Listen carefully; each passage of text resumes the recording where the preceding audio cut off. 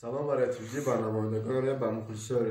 من چون مخلص‌ها گفتنه میگم مثلا من مخلص شون نمی‌سوی باشم.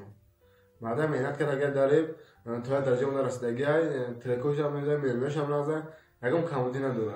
80% مخلص‌ها قریب 90% مخلص شون نمی‌سوی باشه. درجه مثلا در ابتدایی هم باید این فهمه که یک سپری که مثلا سپری که دسته که داشته می‌سی نگهسی باشه که شاگرد چه ما می‌دونیم شاگرد چه نه که سپری که دسته میاد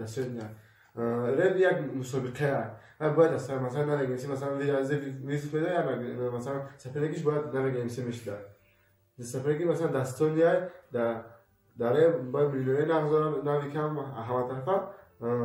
اینا باتش هم تماشا کردیم خطی کلاس پول میلیونش پول بخته تئوره انا وقتی شون میشه دسته میگیم برای بات بزنم انا دیگراش ما باید که این منطقه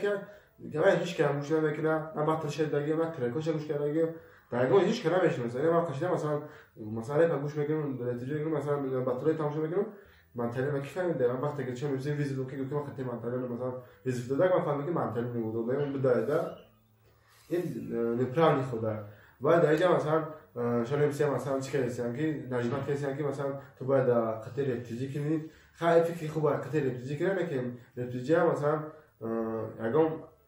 دستگیری کننده شون میشه که مثلا پروتوتیپ مثلا پیشی دیگر رو نخزه و مرکم دستگیری کنه این مسابقه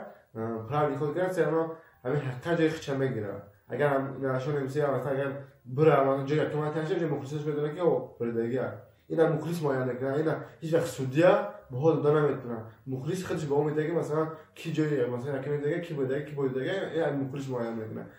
ولی سودیا سوقت خریده میشه نه که مخلص بس اون خریده نمیشه مخلص یک سودیا یک تا مخلص 1000 تا میلیون تا دیگه نمیشه اینو گفتم ما خرید بود خداش مثلا چی میگه داشته میشه که خرید خودش دستای درست هوایا خب کل کچه